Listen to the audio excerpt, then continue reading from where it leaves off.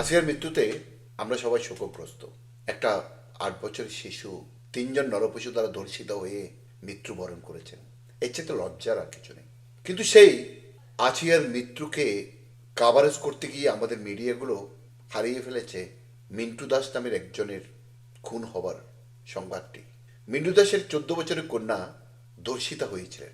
মিন্টু দাস তার কন্যার বিচারের জন্য আদালতের শরণাপন্ন হন এবং যেদিন হিয়ারিং ছিল তার আগের দিন রাত্রে সে মিন্টু দাসের মৃতদেহ খুঁজে পাওয়া যায়।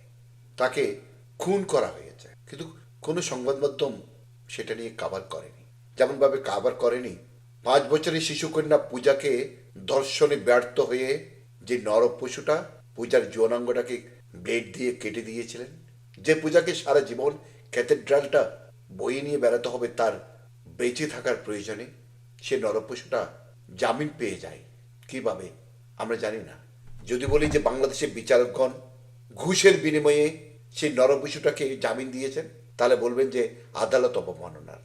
কিন্তু আমি বলবো এই কুলাঙ্গার বিচারপতিগুলোকে জুতার বাড়ি দিয়ে বাড়ি পাঠানো হোক, যারা টাকার বিনিময়ে জামিন দেয় একটা নরপশুকে, একটা প্রমাণিত নরপশুকে।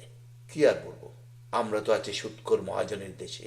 বাংলাদেশ যেমন একটা অসম্ভব সম্ভবের দেশ ছিল, তেমনি একটি সুৎখোর মহাজনের কাছে আমরা এখন অসম্ভবের বার্তা দিয়ে যাচ্ছি, কিন্তু প্রতিকার নেই।